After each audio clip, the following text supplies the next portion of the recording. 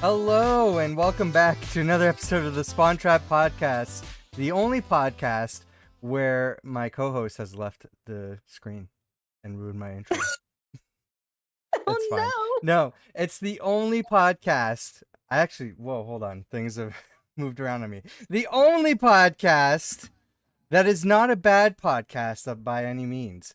It's fine. It discusses news decently. But to me, the more fascinating part of this is, why is this in existence? Like, who? I don't understand. And it reminds me of a conversation I had with someone who no longer owns an iPod when we were talking about the quantity of podcasts and that a lot of people complain about, which is where the hosts are going on that long discussion whenever with the guests that they're talking to, and it just goes on and on and on. And I said to this person, I said, why didn't they recognize, didn't focus test tell them that this was boring and they should maybe cut that or truncate that part of it? And they said to me, well, and you know what? This is one person's opinion, but they would know. They were certainly in the know. They said content creation is driven mostly or primarily by white dudes. And I'm like, oh my God. And this podcast, Spawn Trap, which I listened to, which is the episode was about 2 hours and I'll never go back to it. It's just like, get over yourself, man. It's like they just kept talking over and over and having the host just talk and talk and talk, and the speech is not very good. The stories, at least what I heard, maybe it gets really good, maybe halfway through the podcast. You get to the topics we know and love from the games industry, but who the fuck wants to listen to this? This is not a gaming podcast. Like, I want you to think about this for a minute. I want you to think about the choice this team had, that Spawn Trap had. The idea of saying, hey, we want a 2.5 listener average video game podcast. Most gamers, core gamers, would say, oh my God, yes, please. The idea that it's like, and we don't want it to be the Greg Miller you know and love from 2015's Kind of Funny, or the IGN Greg Miller. Fuck it, that character's boring. Nobody likes that Greg Miller that we've built billions of episodes of podcasts on. Let's make it just some generic fucking podcast like we're watching a fucking 1-Up show or something. It makes no fucking sense. I'm Till. I'm joined by my host, Icy Arrow. Hey, so are you proud of yourself, by the way, for that one? That Are was you proud of great. yourself for that? That was Extremely. great. And the voice of Lumi. Hello, everyone. Does anybody know that reference? Absolutely not. That could be any white person in any podcast. It is a white person. It is the original creator of God of War and twisting his words around his review of the new Sons of Sparta game. Really? Jesus. That sounds. He did not like the Sons of Sparta game. I need to see the source now. No, that makes perfect sense for him. He was the one too who hated the newest God of War because his Kratos is no longer angry dude with little baby daddy Kratos issues. Yeah. Oh my God, guys, this is like an emergency podcast. We got a lot to talk about. We have so much. Yeah. First of all, what's everybody been playing? Don't go too long on that, but Okay. Who I can go first, I guess, because mine's short. I've been playing RimWorld, which has been a really relaxing game for me because I feel like I'm getting older by the week. So that's a nice game that I can relax myself to and get really mad because I don't know how to be good at that game. Or I'm playing basically whatever I can get a friend to play, and then I'm also doing all the Resident Evils again since the newest one's coming out soon. Mm-hmm. Yeah, in like 2 days, right? Please. I'm so excited. What you playing, Lumi? I've been playing Control. I started like a couple times, never finished it. So now I'm like hellbent on finishing it this time to get ready for Control 2. I'm so excited. Nice. I love this game. I want to play it. Looks fun. I'm playing God of War 2. And then they announced the remakes, and I'm like, hey, I'm not gonna stop. I'm just gonna keep playing. So Is the remakes coming out on PC, or is it going to be another like PS5 exclusive kind of thing? I don't think we know. I don't think we know. Okay. I don't know. I would imagine it's eventually, if I would not right hope away. PC because I couldn't play 3 when I went through the originals just because I was like, I can't get a PS3 emulator and doing all that stuff or trying to scavenge around this little corner of the world of mine to find any kind of working PS3. I got mine at a thrift store. There, Just like this new I pillow. don't want to drive. I don't want to drive 2 hours just to find a chance of a store, which they don't accept any phone calls. Yeah, I hear you. I could have borrowed the PS3 that's at my brother's place, but I'm like, you know what? I want my own dedicated PS3, and How much so I was got it? one. Yeah, it 50 was a bucks, while I bet. ago.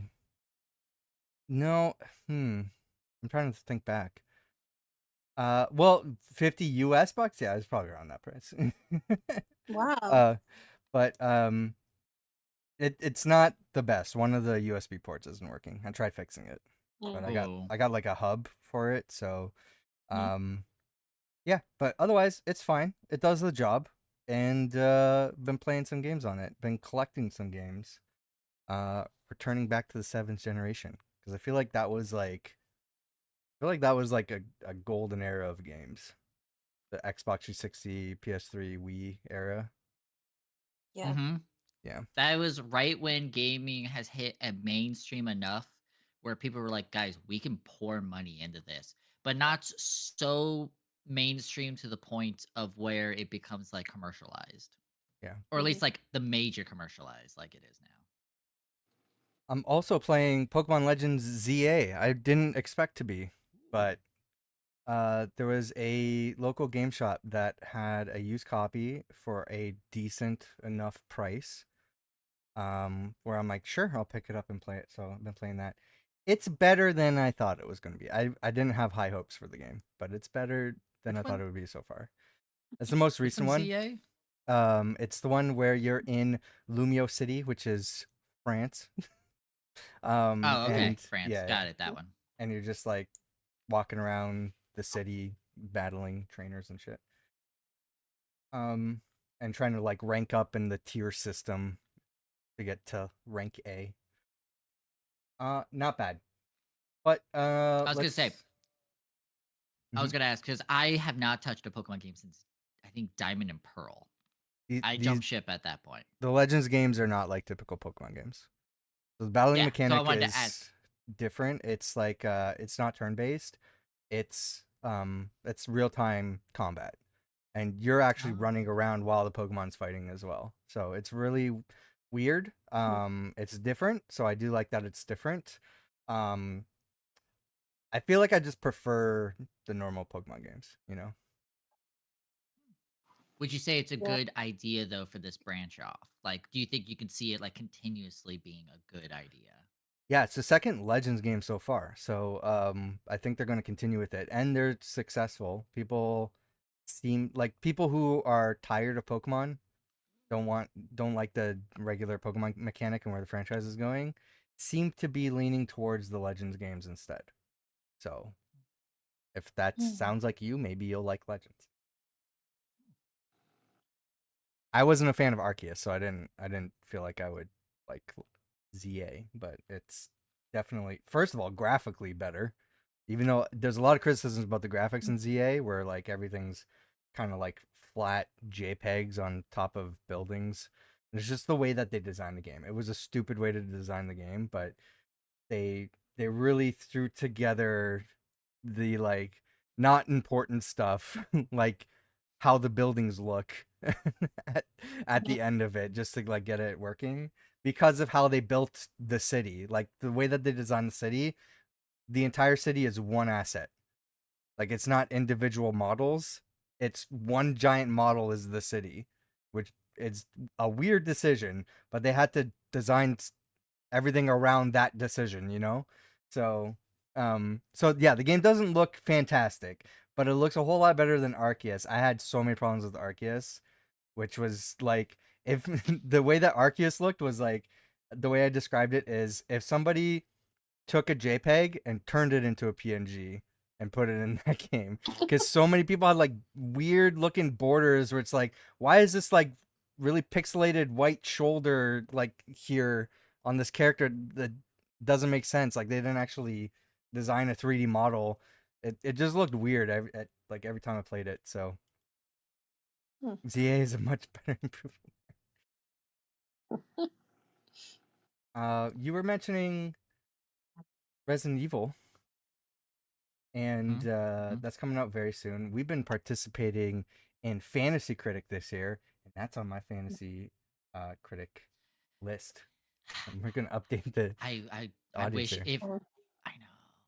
If only you didn't go before me, because that was the first thing I thought. They Oh, were I like, all know. right, you get to make a pick. My first thought was immediately like Resident Evil. It's gonna be good. I To have be faith. I'd bet fair, 100 real life dollars right now on that. to be fair, you took a bunch of games that I wanted, or no, you took I know one you. really big one, the Pragmata. Which one? Pragmata. That was I gonna don't be even like my remember first. which one. That was gonna be my Oh, second pick. yes. Yeah. I only know that game because of you and I doing the what was it that Not we from saw the Capcom trailer showing for? it at every single showcase they can.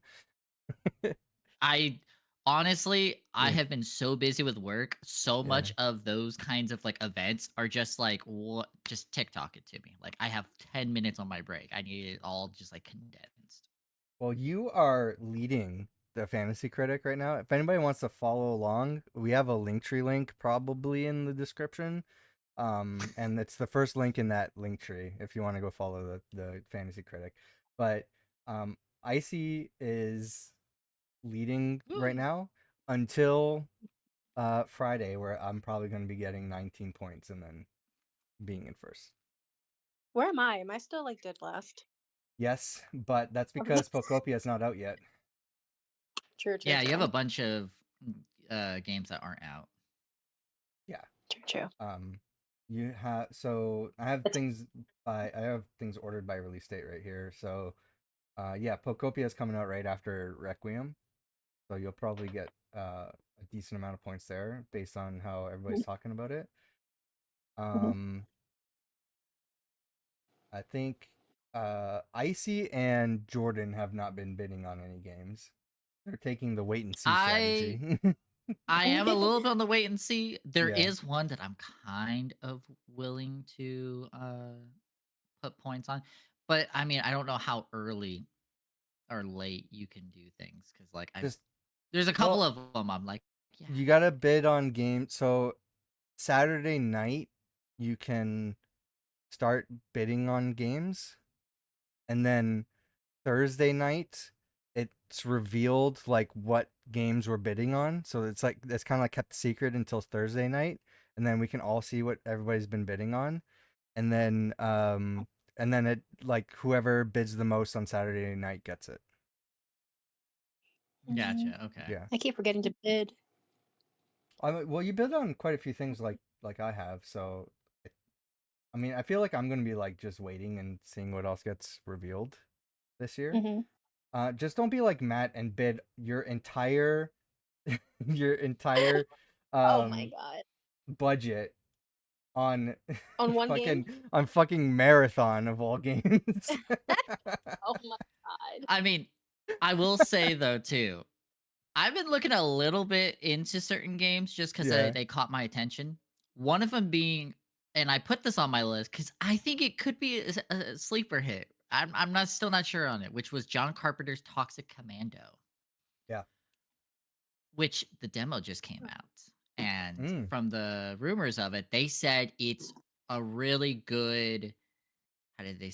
A lot of the comments are obviously the bugs are giving it like thumbs down reviews, which it's a demo. I don't know what they're expecting, but there's a lot of comments saying it is basically like a modern version of Left 4 Dead, like in a good way. Oh, okay. I think I remember the game that you're talking about So now. I'm a little bit like this one might be one of those sleeper hits. This might be one of those streamers are gonna get into it. And then Okay. once streamers start getting into it, it might pop off. I think we all have a counter pick left, but we're not like we're not like confident on any games that we want to counter pick because nobody's using them. I mean, I won't lie. I've been trying to consider like nailing down your Pokemon Generation 10 just because I'm like, there's no way that's gonna get good reviews. There's gonna be too many people complaining. But they, Yeah. I'll disagree with you because I think even with the people complaining, they generally get good reviews. True. I got to think of it too because I Mhm. keep thinking from like the player populace perspective. I got to think Yeah. from the money sliders, aka IGN. The actual like critics, the real Yeah. critics. Here's a game that we could. Fable got locked in. Sorry, go. Yeah. Wait, who counterpicked Fable? It was Court What? counterpicked Fable. She Fable did? might not. Fable, I've been hearing so many like worried. Like some people are like, I really want it to be good and all these kinds of things. I think it's gonna be so like really good. I think it'll And be fine. everyone else is like so scared to say like that they're everyone's hopeful. I'm getting a lot of Yeah. like I'm hopeful, but everyone's really trying not to like over what's the word? Overcommit to it Yeah, being I Yeah. feel like amazing good. games, if they're overhyped, it's just like, well, we're not really expecting it to be good. But I have high hopes for Fable. Well, you're stuck with it, and also 007. So Yeah, Yeah, yeah. 007, I don't know. I'm a little iffy about that. I'm not sure why you put that one on there. who good counterpicked? luck on that one. Jordan counterpicked Marvel took on Fighting Souls. I don't know why. I haven't talked to him about That one it. fighting games are really I will say if there's anything on my list personally that Yeah. is going to be the most iffy, it's going to be Marvel or it's going to be something like Fatal Frame remake. Because remakes Yeah. can either be Mhm. super good or we're gonna have another what is it? Not Silent Hill situation. I mean the Mm. Yeah. bad one. Yep. You know, a game that should be on our radar for this is this game called Become, where you become. You're. Oh, you posted that. Yeah. I don't know Where did how. I see Where that? did I don't remember where I saw that. I'm like, because it's looking at like games that are coming out, and I'm like, what the fuck is this? Oh my God! Wait, why haven't There I it not heard is. about this? What? Oh my God! So I'm getting this. it's it's for anybody Wait, is this listening. co-op? I have no idea. I just saw the trailer and I'm like, what the hell? It's a short single player third person adventure. Oh, single Gotcha. player. Do I stream Imagine this? the game. Do it, stream it. Honestly, I would. Anybody listening, it's a game where you're literally a sperm. You're racing to the finish line. Yeah. I got another one for you guys though. This isn't it. This is I Am Jesus Christ. Oh my God, I heard about this. I was looking at games coming up soon, and I think this is one of them. This was like revealed so long ago, and I guess it's finally coming out soon. I never heard of it. Matt said he was looking forward to this coming out. So Walk on I love Water. the second I Oh, see God. the video from 3 years ago, Mhm. I immediately had flashbacks and I thought I was playing um like oh god, Oblivion. Not the remake though. I feel like I'm playing like the original Oblivion. Yeah. Well, if you want to be Jesus, look forward to I Am Jesus Christ. I got one more trailer for you, Icy. I did tag you. This was announced And today from Limited Run Games. Remember those arcade Marvel games we played oh, last year? yeah. Yeah, I saw that and I immediately went, oh, of course it is. Yeah, there's now a collection of them. I guess Konami's publishing them as well. So yeah, there's the X-Men game. We played this one. Can't remember what else is it. It is a short trailer. Yeah, Captain America and the Avengers, and I think there's the one Spider-Man game we played. But yeah, Yeah. looking for old school Marvel arcade games. Konami and Limited Run Games has you covered. I don't know what platforms this up though. I think Switch was one of them. Hold on. Yeah, so Nintendo Switch, PS5, Xbox Series, and Steam. So this is the Maximum Collection. Which I find Yeah. so interesting. It's like the gang is all here. I always found it interesting too that they were willing to, because you and I played some of these games. You and I can collectively say with no shame, some of these games were not good. No, yeah, I think the X-Men one was okay. No, the X-Men one was fun. I enjoyed that. The The Spider-Man Spider-Man and and Venom one they're showing, yeah, but Maxim. that one was This was fun. this is a Genesis game, right? Separation. This one too, I think. Yeah. Yeah. You know which one I am not like, or I am really surprised that they put in there was the Captain America one. Because you and I Yeah. played that one and we were like, really? Like, Yeah. It's it's not that great. short. It's not super is short. good. Yeah. Yeah. We beat it in what, 10 minutes? Yeah, it was super short. I know we did like a stream of like all the arcade games in one, like all at once. It was a super short Yeah. playthrough. So yeah, We were if you so want to sure play too those. that might be a couple. Yeah, it's going to be Yeah. a couple like streams, maybe 2 or 3, you know, and then we play through one and we're like, oh, Yeah, it's that shit. okay. Because we're dumping in fictional quarters when we die. So. True. All right, we got some big news to talk about. Let's talk about it. Oh, So big news right now is Xbox. Is that what you guys want to get into right now, or anything else? Yeah, let's get into Xbox. Xbox Okay. is the big one. Yeah. A lot of stuff happened. I feel like I'm gonna be just reading straight from a bunch of articles to try to wrap our heads around it. The summary though is that Phil Spencer has retired, Sarah Bond has resigned, and now there's new leadership changes at Xbox and seemingly a new directive for the company. So we got the headline here from IGN. When this happened, Phil Spencer's retiring, Sarah Bond out, Matt Booty promoted as Microsoft AI exec Asha Sharma named new Xbox boss. They're saying Microsoft Gaming CEO Phil Spencer, who has been with Microsoft since he joined as an intern in 1988, and with Xbox since the software giant launched its first console in 2001, is retiring. Sources familiar with the matter so this was before it was like confirmed. Spencer's retirement is effective on Monday, February 23rd. So he's already retired. He's already gone. Meanwhile, Yeah. Xbox president Sarah Bond, long thought by many, including myself, both inside and outside of Microsoft to be Spencer's heir apparent, has resigned. The new CEO of Microsoft Gaming will be Asha Sharma, currently the president of Microsoft's Core AI product. Finally, Xbox Game Studios head Matt Booty is being promoted to Chief Content Officer and will work closely with Sharma. So Satya Nadella says, I want to thank Phil and his extraordinary leadership and partnership over 38 years at Microsoft, including 12 years leading gaming. Phil helped transform what we do and how we do it. I don't think I'm going to get to every quote everybody says about him, but so Phil Spencer in his email said, last fall I shared with Satya that I was thinking about stepping back and starting the next chapter of my life. From that moment, we aligned on approaching this transition with intention, ensuring stability, and strengthening the foundation we've built. Xbox has always been more than a business. It's a vibrant community of players, creators, and teams who care deeply about what we build and how we build it, and it deserves a thoughtful, deliberate plan for the road ahead.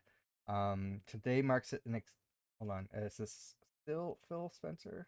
Yes. Okay. Today marks an exciting new chapter for Microsoft Gaming as Asha Sharma steps into the role of CEO, and I want to be the first to welcome her to this incredible team.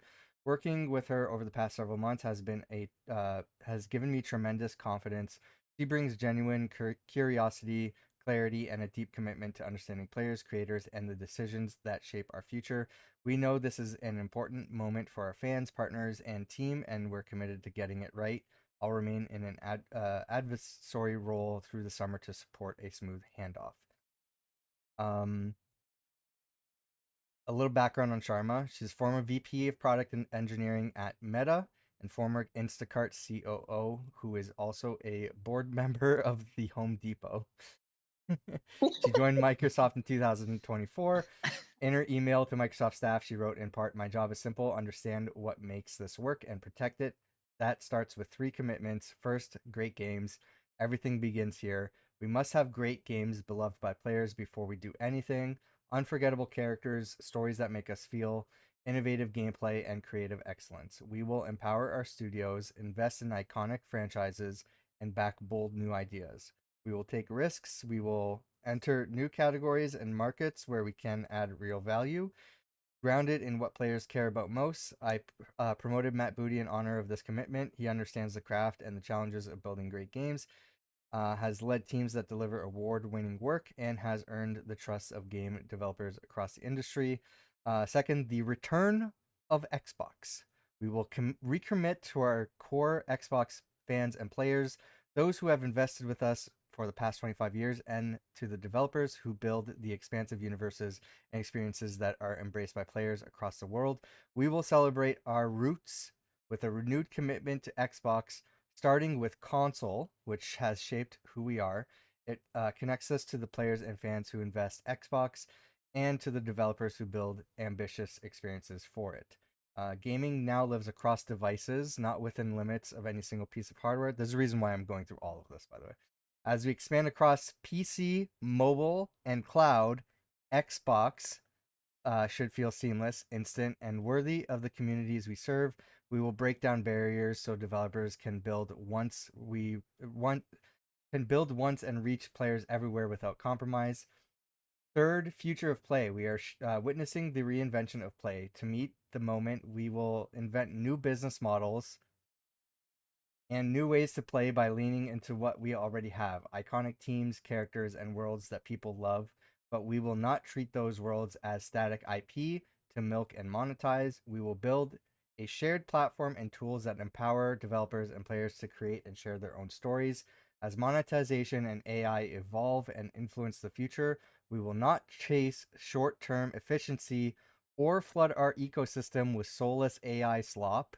Games are and always will be art crafted by humans and created with the most innovative technology provided by us. There's a lot more that follows this up, but I'm not going to read Matt Booty's statements. I really don't care what Matt Booty has to say. So that initial statement and news, I want to get you guys' initial thoughts, because there's some follow-ups to the story, behind the scenes stuff. I don't know how closely you've been following the story, but any initial thoughts on all this? The thing First is of all, I've heard. Oh, you can go first. oh no, go ahead. I just want I've to heard know a why lot. resigned. Sorry. Totally fine. I I've heard a lot of the behind the scenes stuff too, because funny enough, it's been all over. I've heard so many people have been like crying out about how this is the end of Xbox. Xbox is over. Clearly, I've heard some interviews from other people. I can't remember his name, but the guy who was originally like with the original creation of Xbox, he made a statement as well on his opinions I of didn't include any of his statements this. on here because I didn't know how relevant that's going to be. He's not happy with the change, and he's spelling doom and gloom with Xbox. But continue. Mhm. Correct. He's basically said, long story short, that this is the send off and the quiet sunset of Xbox with Yeah. Microsoft. Basically, he's saying that he thinks Xbox is going to go more, actually would be Sega. Stop with the hardware, with the gaming and all, or with the consoles and all that, and move over to just third party, video games, Gears of War, etc., whatever. But the sudden, because I remember too hearing about that and was like, oh, that's weird. He's made the announcement, but why is he already gone by Monday? Because Mm-hmm. even I work for a business right now where Mm-hmm. the owner, who's owned the business for what, God, 30, 40 years, he Yeah. says, yeah, I'm going to start retiring. And everyone's like, oh, okay. So, like, when's your final day? And he goes, it'll probably take like 4 or 5 years before, like, he has the person who's replacing him and also, like, completely up to speed. And he says, I'll probably be an advisor for another 2 to 3 years afterwards. So, for there to be this sudden like, "Hey, I'm retiring." And it's like, "Oh, okay, you're retiring. I'm gone by Monday. You'll never see me again by Monday." It's like, "Whoa, Yeah. that's sudden, Mhm. in your face." And my next thought is always, what's getting cut? What's Hmm. what games are we in the middle of developing that are gonna get cut? A Clearly, they're lot of gonna them. have to now do all of a sudden. Yeah. Everyone's worried. I've heard so many people go, "This game might get cut. This game might get cut." What game has been stuck being I'm more worked worried on about for a what while? teams Because and people are going to be cut than the games and franchises that are being cut. But yeah. a lot of the first thought is always new person comes in. It's always let's sweep up and look like we are cleaning and starting to go to the right direction. Well, quote Yep. unquote, right direction, Any whichever way you excuse. feel on that, whether you agree with Phil Spencer. Yeah. Mhm. Yeah. So I don't know. I'm like, I don't know much about her. I only have heard things here and there about this new I forgot her name already. I feel kind of bad for it. Asha Sharma. Um Yes, Mhm. Sharma, who has a lot of AI. Obviously, you hear AI. My first thought is, "Ah, crap!" You're just gonna go straight to the AI for this, AI for that. But she does say she doesn't want AI slop. But I think saying that's and just doing are to two different Yeah. things. I think that's just to appease people, man. Because the It is. direction of Microsoft, the entire company, is, and the whole reason why all this is happening is because their investors want them to invest in AI. No matter how much Yeah. money it's losing them, their investors are giving them money for it. so, um, so Mhm. yeah, it's 100% an intention to shoehorn AI into the Xbox gaming division. Um, Mhm. and yeah, the thing is, yeah, this is an early retirement for Phil Spencer. We all knew the retirement was coming. There was rumors for it. To announce, "Hey, I'm retiring on Monday," is it sounds like he was pushed to retire early. Mhm. 100%.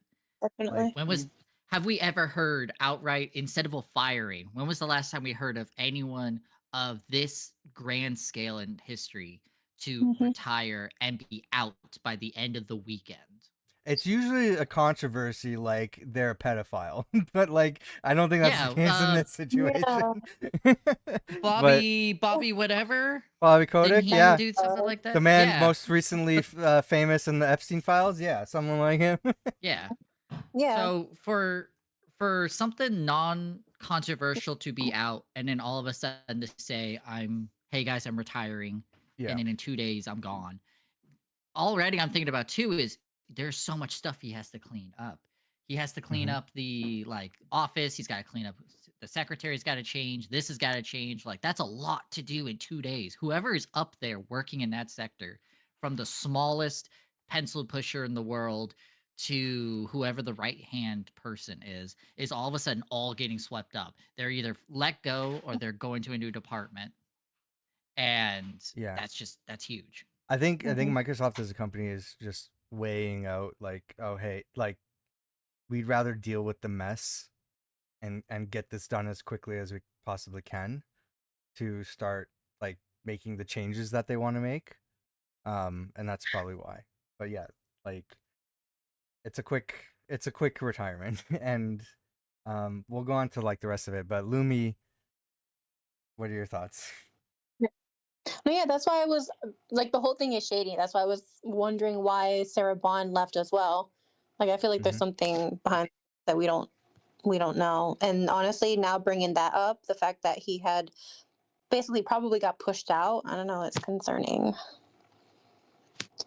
I agree.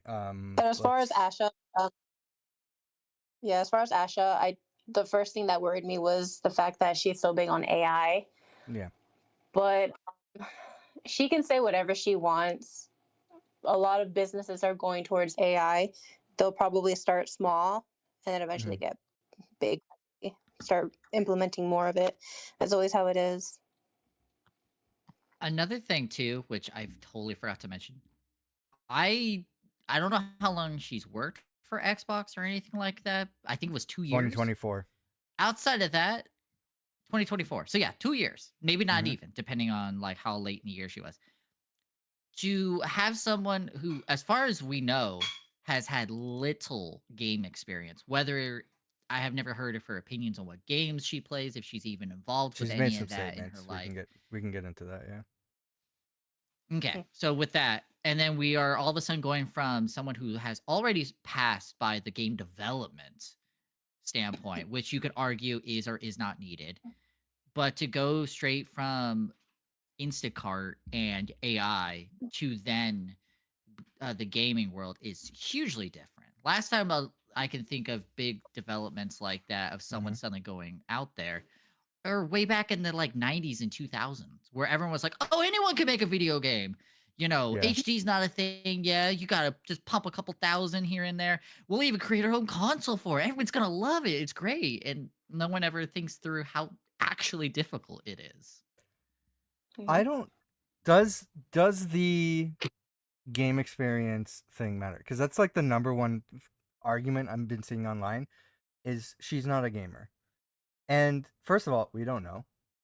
Secondly, I don't know if that matters. Does that matter? Like, when have we ever, like, I get it in comparison to Phil Spencer, right? Who's like, if aside from like Reggie Fils-Aimé before he stepped down to enjoy to go play Animal Crossing New Leaf on his Nintendo 3DS. He's probably the other big gamer that you could mention in the gaming space. But like, has anybody like asked like, oh, is like somebody like the head of Take-Two or Bobby Kotick, for example, recently featured in the Epstein Files, or uh former president of PlayStation and man who loves his cats more than women's rights, Jim Ryan. Did anybody ask if he's a big gamer or not? I don't know if that entirely matters. I get it in the comparison to Phil Spencer, who like you would name as probably the biggest head or president or CEO of a gaming company who actually is a big gamer. But like, I don't know, like everybody's saying like, oh, she's not a gamer comes into effect here. I feel like it's just like they're saying that because she's a woman. Because this That is like exactly what thank you for bringing that up. yeah. Yeah, Thank I was gonna bring up that you are correct about, do you need to play games? No. But Yeah. you. I feel like at least some understanding of the development cycle, Sure. because 2 games is not Mhm. enough of time for a studio of Xbox proportion. Because you take what? I think it's 4 to 6 years they usually say you should give for a game, like from Mhm. creation to end, give or take. Yeah. So Unless to you're not even be Ubisoft, and then you're just perpetually working on Beyond Good and Evil 2. yeah, exactly. So but to have at least 4 to 6 years, I feel like, to at least been there from at least the start of one thing to the end. Because a lot of people always assume, oh, management is important. Management is the most important thing, which I do agree management is important. She probably has a lot of really good talents that she can Mhm. bring into this.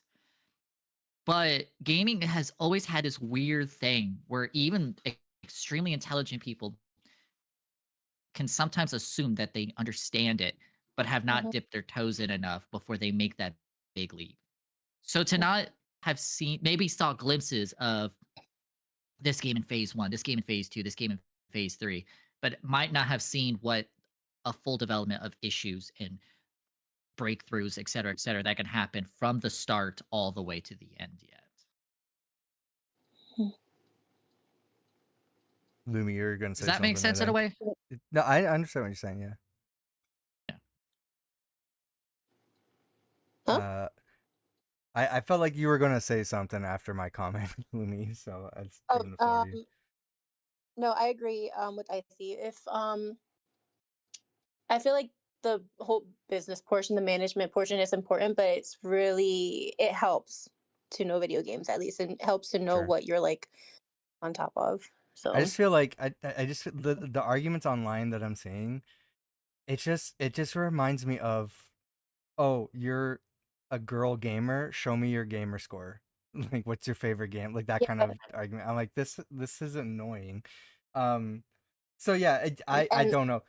Listen, I I will everybody plays I video will say games. I don't think yeah Yeah. I don't think I don't think it's just the fact that she's a woman. I think Yeah. there's also something about her ethnicity, her race also that has something to Oh, do with it.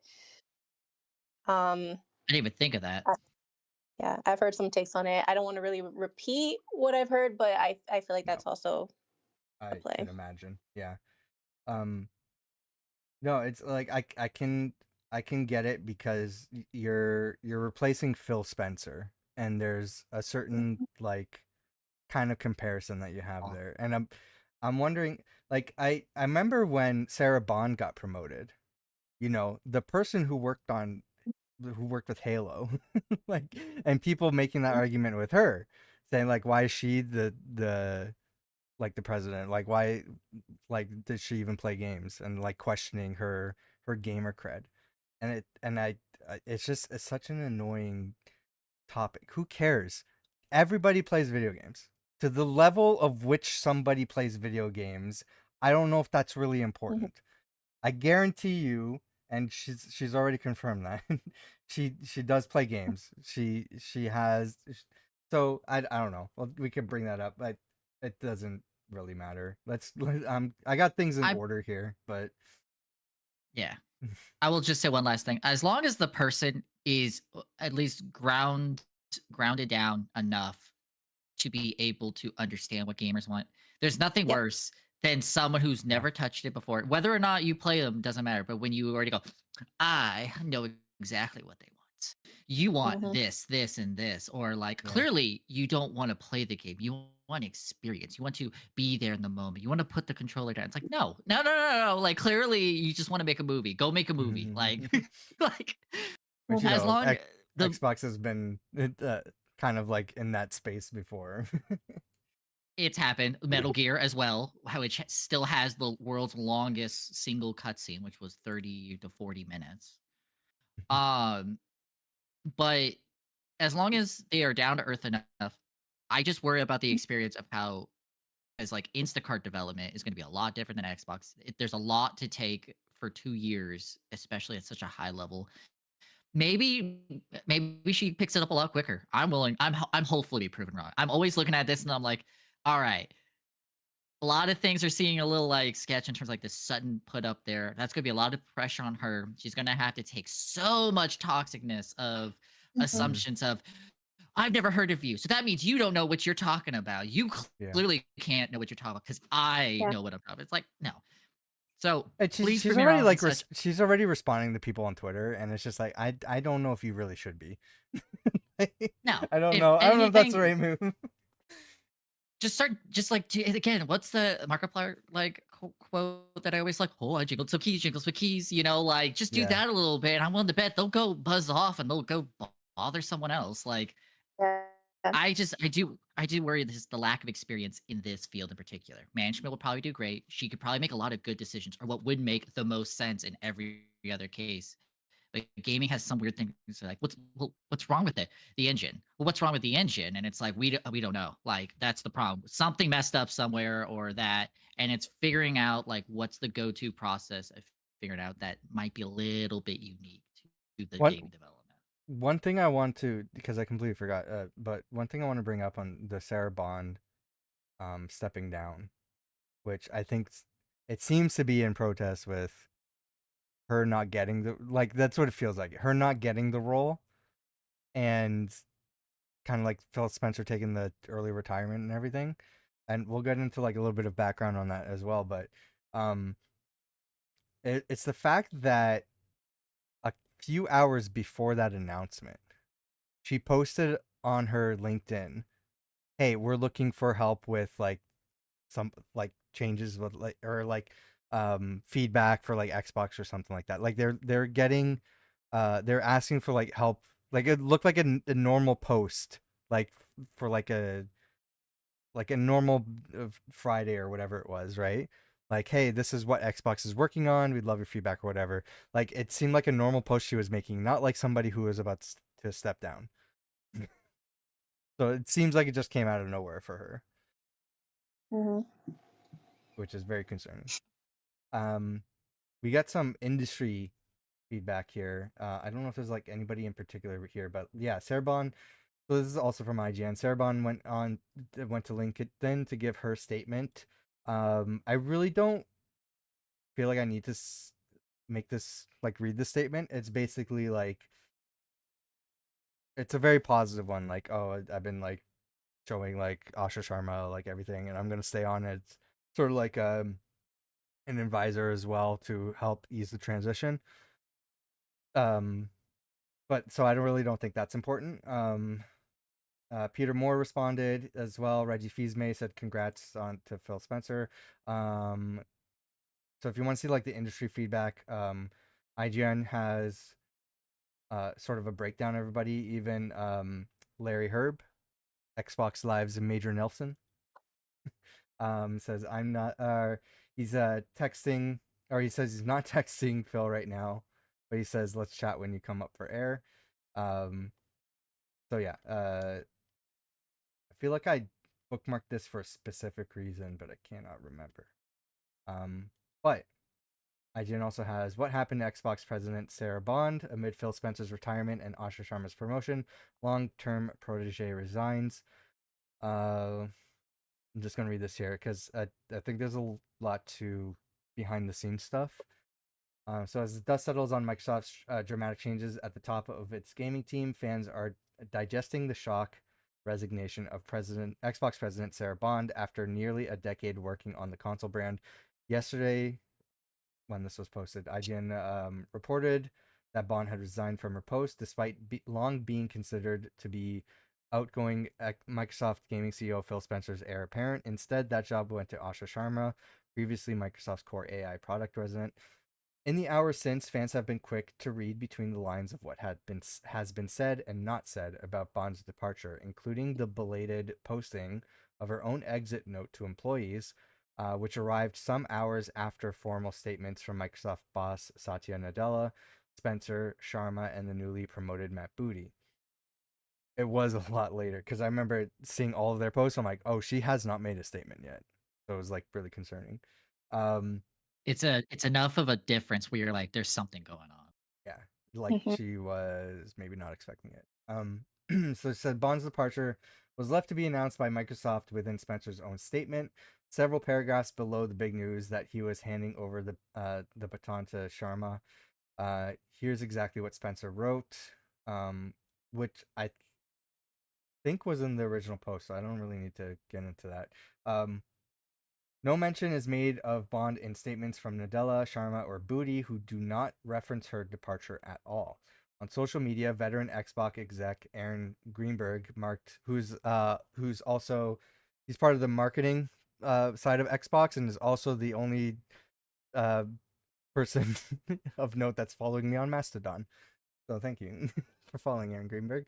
Marked yesterday that events with a flurry of lengthy posts sharing his excitement for Sharma's posting and a long message of thanks to Spencer on his retirement.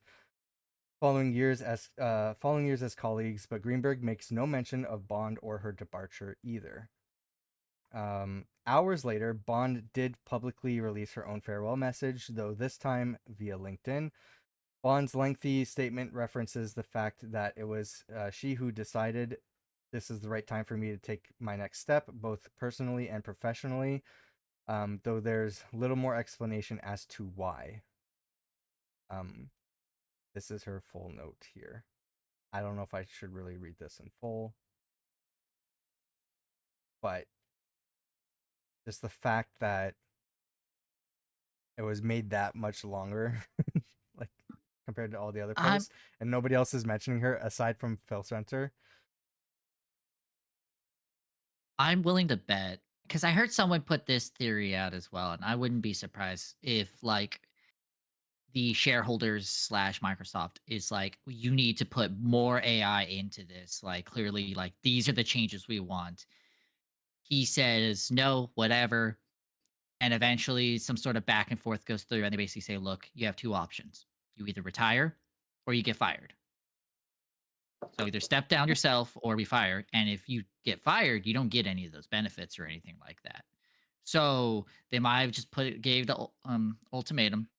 He makes the ultimatum, and then probably something along the lines of Sarah Bond's like, okay, cool, might be thinking about like stepping up herself, or Yeah. trying to figure out what the hell's going on. What do I do? And then investors come in and they go, AI is the answer. AI is what we want. And she goes, if it's not me after being ready for all these years, kind of thing, if it's not me, I'm stepping down. And they basically just go, okay, cool, we'll save money that way. Yeah. Mm. I thought I posted something about background for their bond because there's a huge thing about the reason like feedback from people interviewed from the company who had some disagreements with her, and I'm trying to find that information. It might be in this Verge post that I have here that I need to open up in a different browser because I forgot I don't have Firefox set up for to read the Verge posts. Um, I, but I do. I think in summary, though, from what I recall, uh, not everybody was happy with the marketing for like the this is an Xbox marketing that they were doing. Like, oh, everything is an Xbox, your PC is an Xbox, the new ROG Ally is an Xbox. Um, and then the fact that they were like putting their games multiplayer on other devices.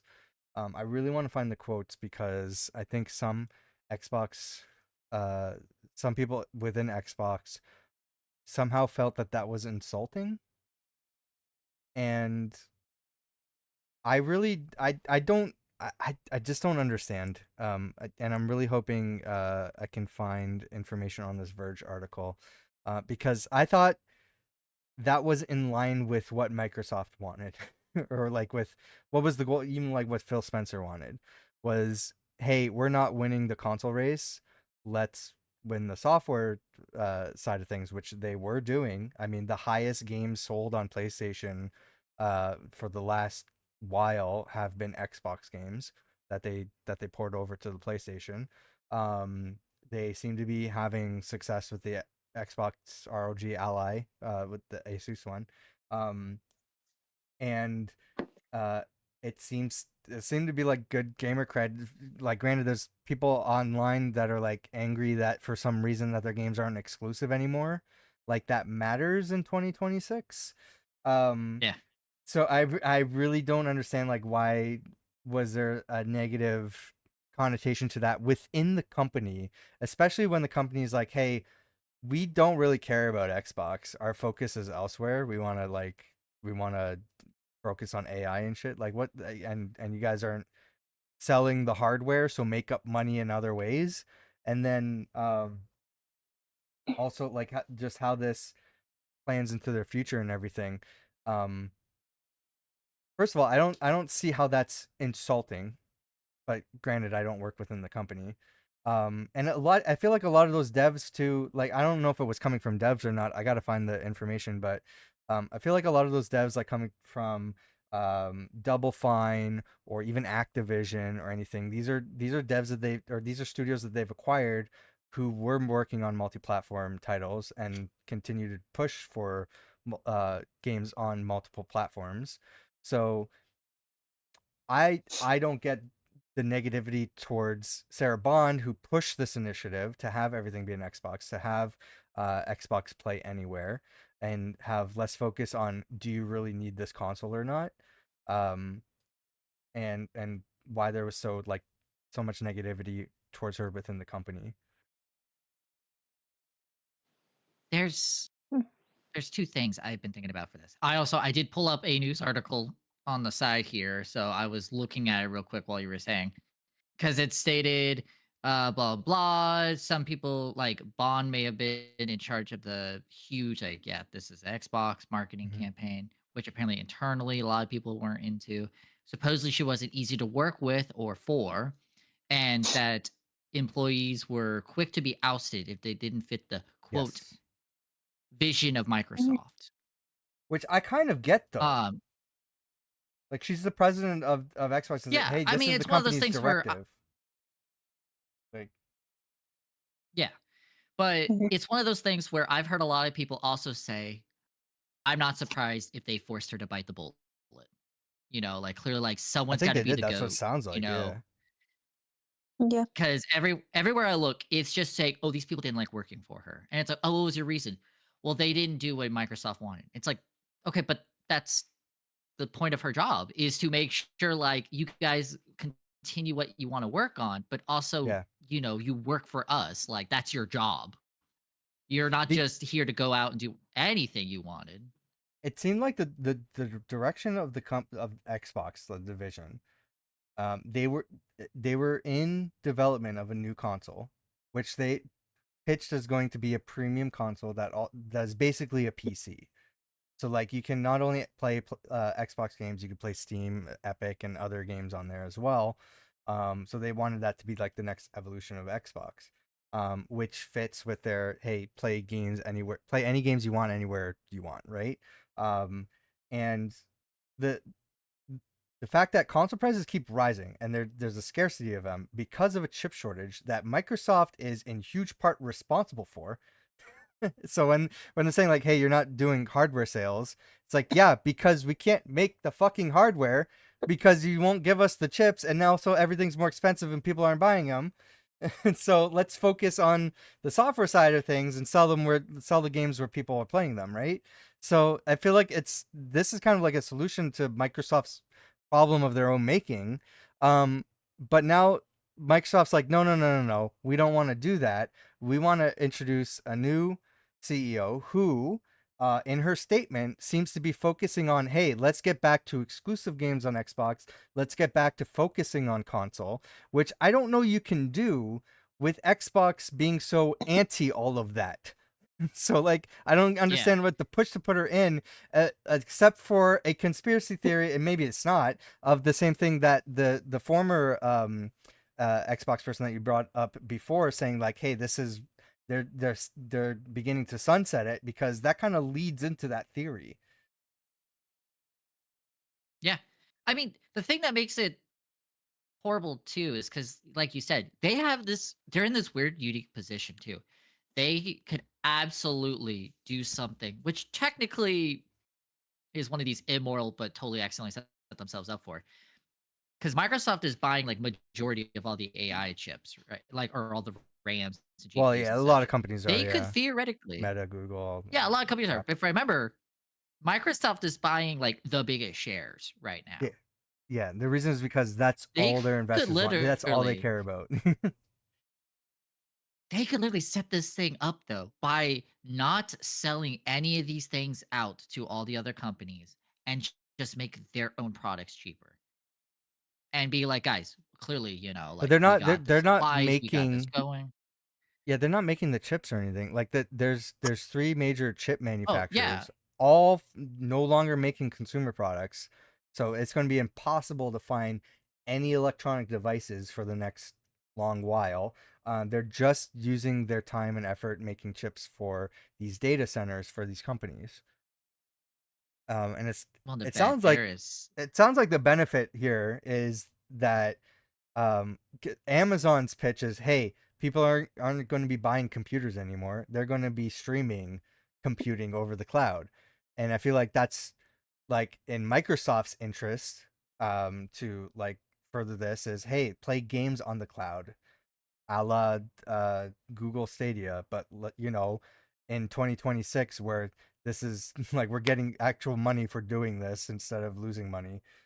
Well, they are also losing money. They're getting fake money. They're just getting yeah, like that's this. what It's a whole everyone is just background nostalgia of passing this, but fake money. Yeah. yeah, It's literally a Mhm. bubble right it's now, a and we're bubble. It'll all just crash. Yeah, consistently, they're doing everything they can to keep that bubble going. I But don't think GTA is it's going to just save the weird. gaming industry. I'm just going to say. I think it's No, Oh it's no, I 100% agree. The thing is that I get the feeling Xbox is literally, yeah, at that point with if it is a send off, they're like, okay, how do we make this the most easiest transition possible, right? And so they're thinking about what to do. Eventually, though, Phil is starting to speak up. He's starting to be like, guys, like, no, like this is what we need to do. He's starting to yeah. get louder at these meetings and such. So eventually, the investors go, that's it. cut it. Yeah, get them Like out. we're Yeah. done. We're not putting up with this anymore. Cut it. But I They also go think they over. need They gave to them the place blame on poor performance. And where do you place that blame? Is at the top, right? Yeah, And it's he's easy. already Or retiring, but the investors want quicker results, so have him retire always. early. Yeah. Yeah, and they're basically. And what do you say to investors too? They're like, "Oh, I'm sorry, the bubble, it hasn't quite gone the way we want it to right now. Like, we're not giving back on that, so we're cutting dead weight. I So don't think first they thing we're gonna see do the is what's bubble. our." But maybe like the investors don't, but the people who work near the top are clearly Sure. like sweating profusely, being like, "We got like clearly, we can see it on the rise. Like this is a possibility." And they're like, "Okay, what do we do? What do we do? What do we do? Okay, I got it. What is the lowest like form of money making? Xbox has been really Xbox, mad yeah. lately. They're like, For we're clearly sure. covering for it. So they're like, Yeah. Xbox sales are down. Like that's the reason why, we're gonna do this. They become this whole thing. Phil speaks up about it. Eventually it becomes this whole like investors basically finally put the ban hammer down and they go, time to cut it. So they cut him. They do that and they're like, okay. And then they're like, more money to get put into AI and all these things. Clearly, Xbox is not where the investors want to go. We need to do something. Okay, what if we put AI in there? Maybe we could push it that way. Sarah Bond's there and she's like, hey, wait a minute, what the fuck is going on? I'm suddenly this and that. We've had this plan, this agreement, all these things. Like, what's going on? And eventually, it's becoming this thing and they're like, okay, we need to cover our ass. There's got to be something going on. Sarah Bond's also trying to figure out what's going on. What if we, put the pressure on her a little bit? Let's see if she kind of like she plays along better than Phil does. Obviously, Well, she doesn't. yeah, and that's all possibility. That's all speculation, though. I mean, Oh, no, 100%. I but have yeah, no facts to back this up, but I'm no, just going by the fact is there is no, like, they have literally it literally looks like they just pulled the rug and they just went, okay. And if there's anything else we can throw on just to pretend like we're getting rid of all the bad blood or anything, hmm just get it all out. Investors are now happy because now we have more money for AI and we can start slowly gutting Xbox company. Before you know it, watch them start saying they're going to sell certain studios. They're going to start closing down studios, yeah, or the rights that's for gonna games are happen. going to get sold, or they're going to start I don't think doing they'll do the that. I don't think they'll sick. sell the rights to the games. I think they'll just let Well, them die. maybe not, but I mean, like they might sell like the really low ones that are like If that were the like super case, indie. they would have done that for Perfect Dark when Perfect Dark was like close to being finished. True, they true. So they yeah, they because might just they were yeah, at like they were offered that and they said no. So they're just true. gonna let the IPs die with the company. I'll just say Xbox is alive for as long as Microsoft wants them to be alive. Yeah, It's so and clearly at they don't any want to. moment they can be like, you know what, we're done with this little experiment. We're gonna focus on other things. So, Lumi, I want I want you to talk, but I just want to read some information from The Verge for more background onto the situation with Sarah Bond. Yep. So so this is from The Verge. I'm not sharing it on the screen, but some Xbox employees have been speaking that I've been speaking with. Who is this is Tom Warren, I'm guessing. Yeah, Tom Warren. So he said some Xbox employees I've been speaking with saw the writing on the wall for Bond last year. She was promoted to Xbox president in October 2023, just days after Microsoft finalized its $68.7 billion deal to acquire Activision Blizzard. Bond had been crucial in getting the deal over the line with regulators and slowly started to become the face of Xbox as Spencer took on the complicated duties of integrating a huge new business into Microsoft Gaming. 6 months after Bond's promotion, Xbox executive Kareem Chowdhury, who reported directly to Bond, departed Microsoft and triggered another shakeup of some teams inside Xbox. Chowdhury was key to Xbox's backwards compatibility support and helped bring Xbox Cloud Gaming to life as xCloud in 2019. Just weeks after he departed, former Xbox chief marketing officer Jarrett West also left Microsoft in June 2024. That meant the Xbox marketing team was now reporting directly to Bond. A month later, Microsoft delivered a marketing campaign that signaled people didn't need to buy an Xbox console anymore. The message was that you don't need an Xbox to play Xbox because games were available through Xbox Cloud Gaming and on TVs. This was all part of the Xbox Everywhere strategy that Bond had been pursuing, a vision to move the Xbox brand beyond its roots in console hardware. Months later, the This is an Xbox campaign launched with commercials that positioned a phone or a tablet as an Xbox instead of just a console. It was a confusing campaign. I don't think it was that confusing, but I get it.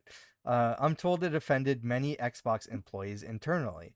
This is an Xbox also debuted months after Bond appeared on stage at the Bloomberg Technology Summit and announced an Xbox mobile gaming store, which I don't think is a thing yet. I remember when they announced that.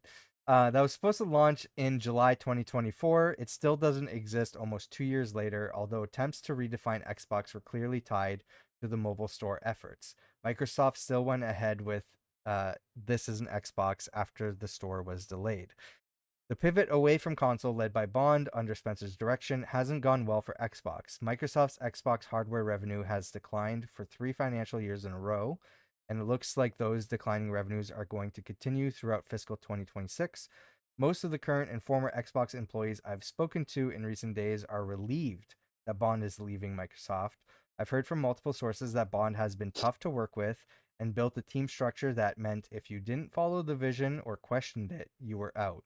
Most have praised her ability to strike partnerships with companies and developers, though. I wrote in December 2024 that Bond had staked her career reputation on the idea of Xbox being everywhere across multiple platforms and devices. This also involved carefully managing her image both internally and externally, making her appear to be like a gamer like Phil Spencer. In reality, she wasn't. I hate this. I understand that Bond's strategy had been failing internally and been questioned multiple times.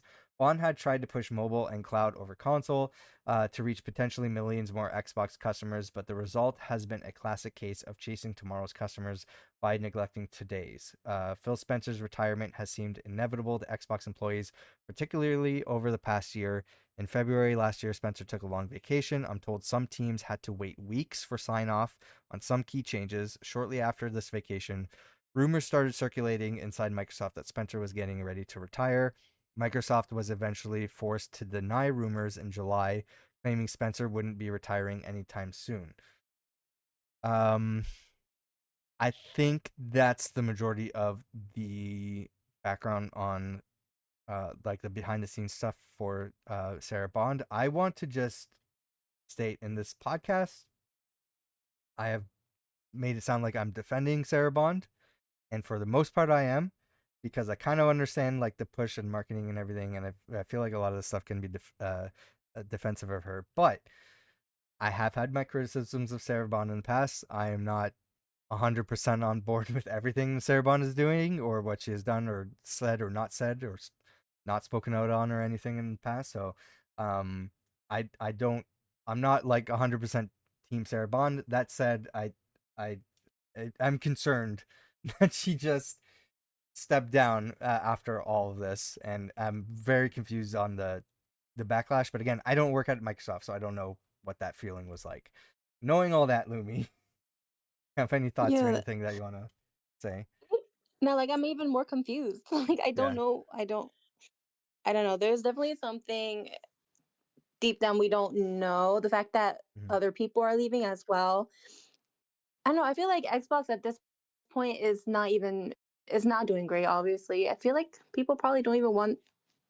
They probably don't see it coming up from here at this point. And I really do agree. Where I feel like they're probably trying to push AI, and people aren't into that. They just know that it's going to do worse. So I don't know. What always makes it so funny to me is just how much we've been like, okay, guys, don't you want AI for gaming? And we're like, we literally have created a term for it, AI slop. Yeah. And they're like, Mm-hmm. guys, we know That's what I'm Microsoft saying. positive Microsoft really word. doesn't want you to call it AI slop anymore, though. I know they're like, They're no, really it's trying to push it AI down art. our throats. Every company's doing that, and I hate it. Mm. I hate that every time I look now on my Windows, they're like, "Hey, we use this AI." I'm like, "No, get off my computer!" Like, They're really trying to normalize it.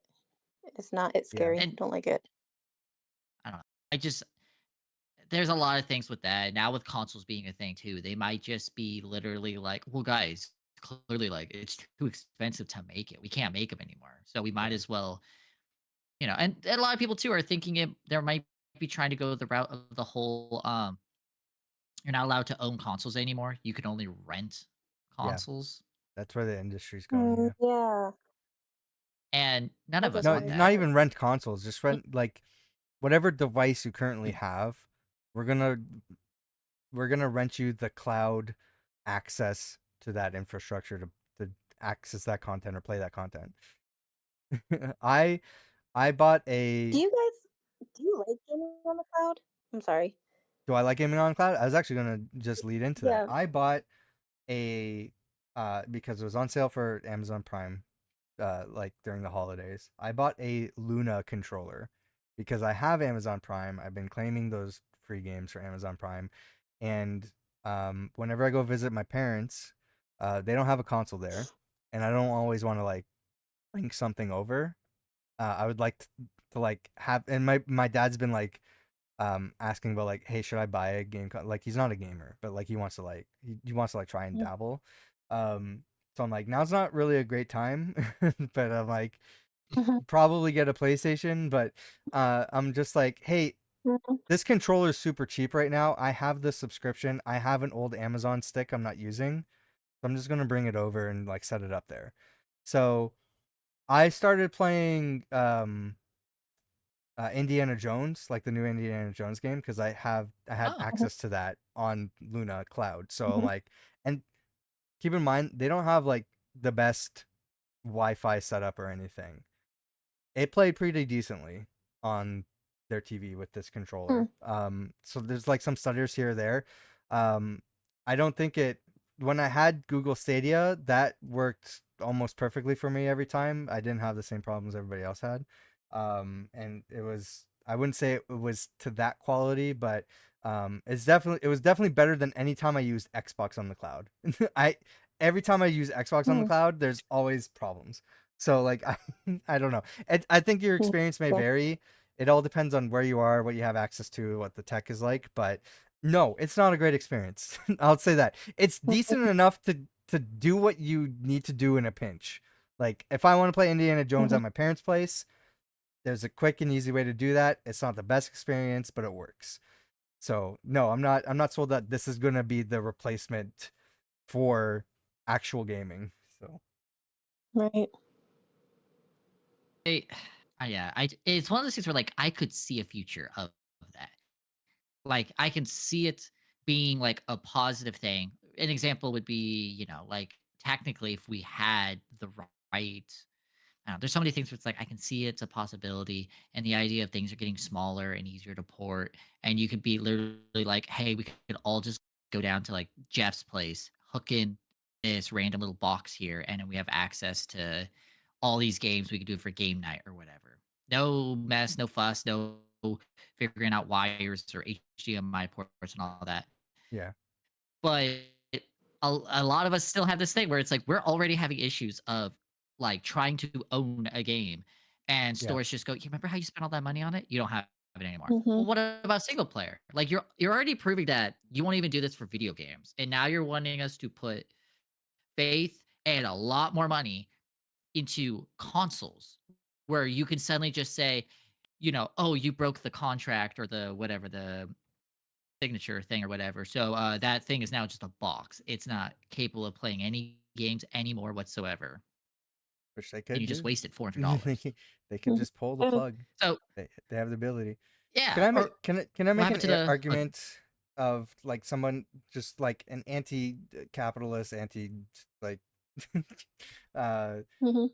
like just person here? Just we should fight against Go this for it. as much as possible because that is the goal. The goal is the only reason they're doing this is because they can't like they see a future that's already happening where you don't have access to buy this stuff, whether it's just not available, they cannot build enough, or because you cannot afford it, like the people that they want to sell to have just multiple reasons why they don't have access to this.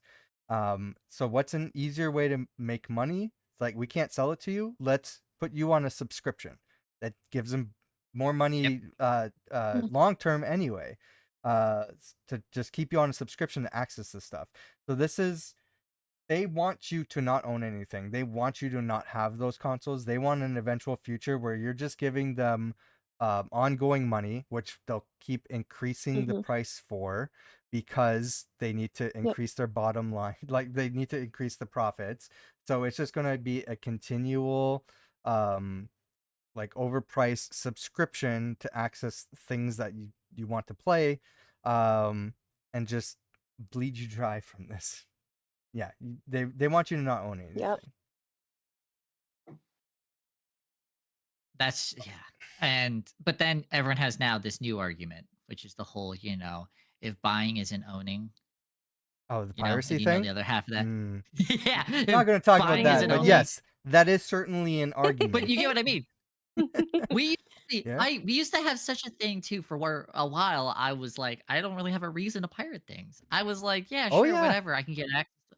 And now completely I agree. have Yeah. never felt more like I almost it's funny as an American, I feel more patriotic about piracy than I do about anything else going on in my country right now. Like, What a piracy makes Yeah. me statement. feel like, yes, the boys are on the sea, like, everything going Get on in rid of the that world, American flag, put up that like pirate pirate's flag. life for me, you know? uh Exactly. There I you go.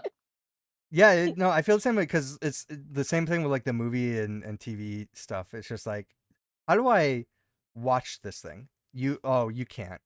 There was a subscription Yeah. service, but we took it down. And also, okay, we'll maybe make it available for you this month. It's not gonna be the best quality, and also there's ads, and then also, what the fuck am I buying here? What am I doing? Can I buy the disc? Can Yeah. I purchase a digital license? No, this is the only way I can watch this. Let me do a quick Google search real quick, because I think that's going to solve my problems. that's the solution here. Is the piracy is the simpler option, and it used to be simpler to not do that. I agree It with you. I remember having to worry about torrents and being like, one of these, if I pick the wrong one, my computer's gone. It is fried. And now Now it's here I like, am being worth the like, risk. okay, Worth yeah. the Now, risk. because Yeah. recently I was like, okay, I want to watch the new, not new. I want to watch the really shitty movie adaptation of the Doom movie, starring The Rock and I can't think of the other guy, not Kurt Reynolds. Doesn't matter. Oh god, I can't think of the guy from the Doesn't doesn't matter. matter. Anyways, I was like, okay, cool. Let's check on first. I was like, okay, let's check Disney Plus. It's like the Yeah. least likely one. Nope. Okay, cool. HBO Max. Nope. And eventually, I was like, okay, let's just Google it. Pull it up on Google, and it's like, oh yeah, Netflix might have it. Pull up on Netflix. Oh, sorry, it's not available. Okay, cool. Where is it available? Google, where is this movie available? And it's just like you could buy it for $5, and I'm like, I'm already paying all these extra things, and you're saying for 480p I could buy it for $5. Yeah. I was just like, this is 1, 2, 3 movies. Just Yeah. like One, two, I three type it in. movies. I literally just go 1, 2, 3 movies. Okay, boom. First link. Boom. Done. Awesome. I got to watch it. 2 minutes. Not the safest site, I will say. No, no, but you get what I mean. Where it's Yeah. like it's if you know the right website or even just look it up, I can find it in 2 minutes, 3 minutes. Yeah. I would pay money if it could be that easy, no matter what the movie or show was. Sure. Yeah. I agree. Let's get on track, because I have some statements from Sharma. So yeah, no tolerance. This is also IGN. No tolerance for bad AI. New Xbox boss responds to concerns around her Microsoft background. So I want to pull up some quotes. She was speaking to Variety, so that's where these quotes are coming from. In Sharma's first message to Microsoft staff, Sharma laid out 3 main commitments, which we've already stated.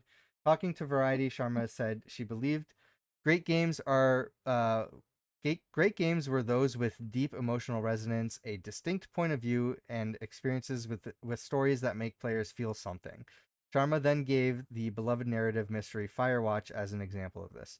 On her track record, Sharma admitted she had a lot to learn, and as an outsider outside to the gaming community, but was a platform builder who intended to earn the right to be trusted by players and developers.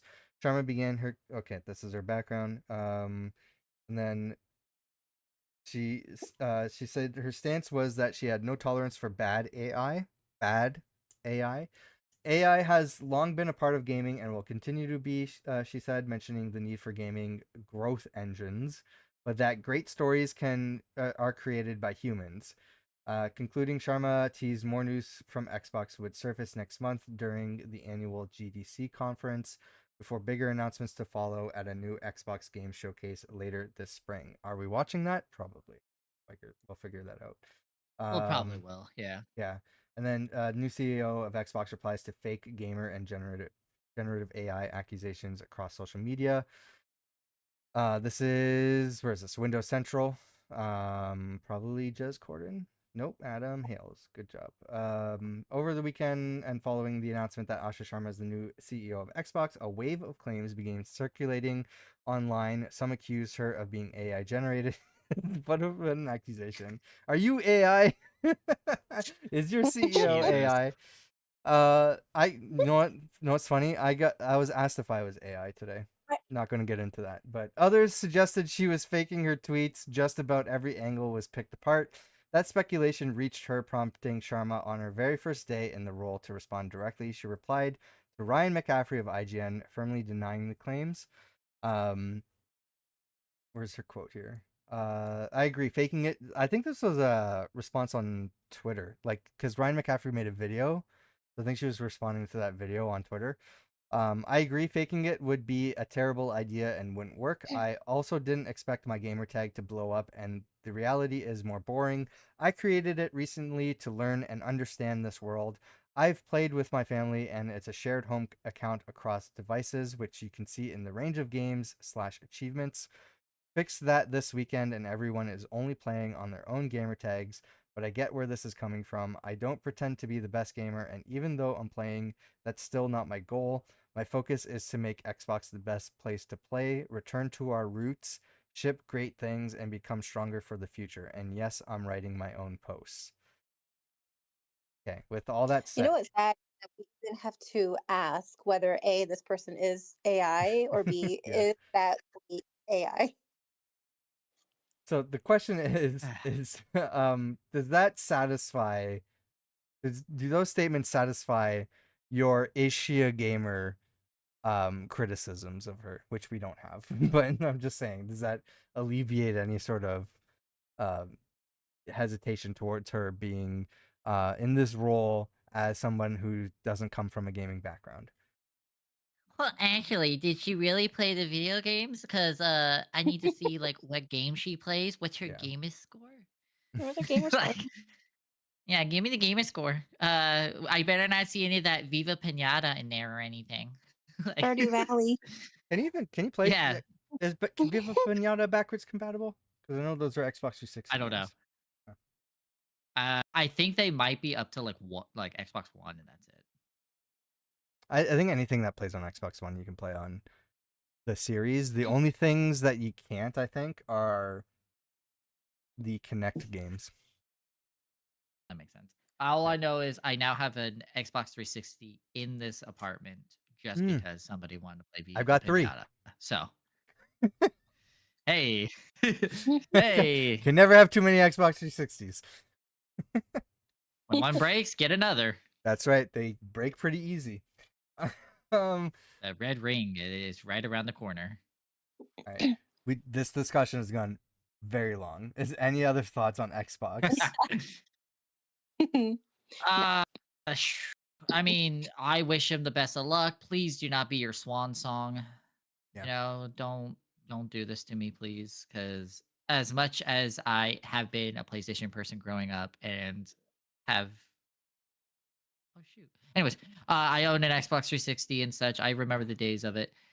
Just don't be a swan song. Competition should always be like bringing out the best and people trying to one up each other and all that stuff and et cetera, et cetera. So please don't make it AI slop. Yeah, Louis? agreed. Agreed. No, yeah, I agree. All right. It's gone way longer than I expected. I want to just mention some Nintendo stuff because there's a Pokemon Presents on Friday. We will be live reacting to it. I don't know when this podcast is going up, so it's probably already happened. So you can watch our reaction on our channel if this podcast is going up after that. But there's some Nintendo stuff I'd like to end on, and then if you guys want to continue podcast, it's up to you. I'm willing to go, but just if you anytime you want to stop, be like, Phil, shut up, end it. We'll do that. But Okay, I'm down for whatever. cool. Mhm. Just some Nintendo stuff. I have everything grouped here, just by Nintendo. Anything else that we don't get to, we'll do another podcast in March, so we'll get to it. We Ex got this. Nintendo of America boss, Doug Bowser joins Hasbro, owner of Dungeons and Dragons and Magic the Gathering. That's all I want to say. This is just Doug Bowser's now at Hasbro. Just quick transition. Cool. Yeah, Hey, Okay. Bowser's taking another kingdom. yeah, that's right. Um, I mean, good for him. Hasbro is a horrible company in terms of morals and hiring Pinkertons not once but now twice for stupid stuff. yep. So I hope this maybe he can look at that and be like, "You guys are crazy. We got to fix this like now." No, Like, Nintendo also has their copyright ninjas that I'm also not a fan of, but it's a very big difference going from Nintendo to Hasbro in PR terms. Yeah, for sure. yeah. For instead of sending lawyers, we just send the Pinkertons. Yeah. Let me try to unfreeze your camera. I don't know what's going on. I don't know if It you guys saw. happens because I'm getting random like ping spike. Yeah. Also, just OBS doesn't like when I capture Discord. I don't know why. Speaking of Nintendo, useless Nintendo things, I don't know. The Virtual Boy is back in 2026. Have you guys seen this? So Never even heard of it. never heard of Virtual Boy? Virtual Boy was a failed accessory in the 80s that made you play or let you play games in 3D but only in red. So you were burning your eyes with bright red lights. Oh, And it was ew. considered like a huge flop. Everybody hated it. So Nintendo's like, you know what? Let's bring it back. So it's back now. You need a Nintendo Switch Online plus expansion pack account to even purchase this thing from Nintendo. It is expensive. It doesn't come with the controller that it originally came with. It works with the Switch or the Switch 2. You dock the tablet inside the actual glasses here, whatever you call it. I don't know if there's this is what it looks like. So you can kind of see on like the bottom there, the side of the Switch 2 that's poking out. And there's no other way to play these games, pretty much. You have to buy this accessory to play the Virtual Boy games because they show up in like little 3D windows. They don't play like they didn't convert them to 2D for people who want to play it without this accessory. So you could play them handheld if you're okay with watching two little images on your screen side by side. But otherwise you need this accessory. The games aren't that great. I think the only one that people like is Wario Land. So I don't understand what was behind Well, this you don't want decision. to play tennis in red. What was it? Red and black, and then just have Yeah. like straight up just tennis matches, just constantly go back and forth until your eyes bleed. It's cool that this Was exists it? for like like preservation purposes or like being able to access these games in this day and age when the stuff doesn't exist anymore. I love seeing that stuff. It's behind a subscription. You need the subscription to even buy the expensive piece of hardware to play the games. It's like such a huge barrier to entry for this thing. And I don't know like who's gunning for this. Like, the thing is Yeah. about it too is you're just spending $100 for a piece of plastic Yeah. that has existed for what 40 years. Yeah.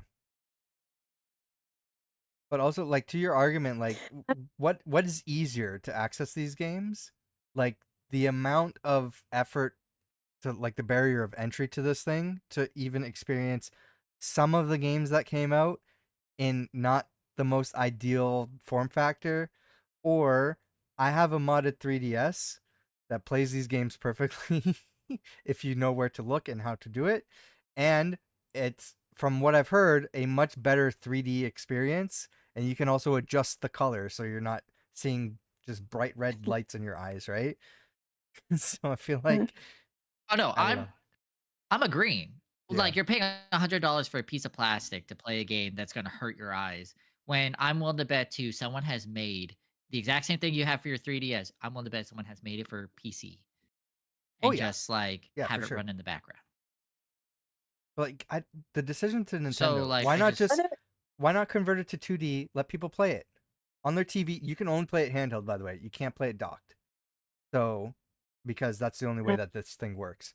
Why not just make a 2D conversion, which is super simple, because it's been done, and Nintendo uses the same emulators on their Switch. Just do that. Let me play it on my TV.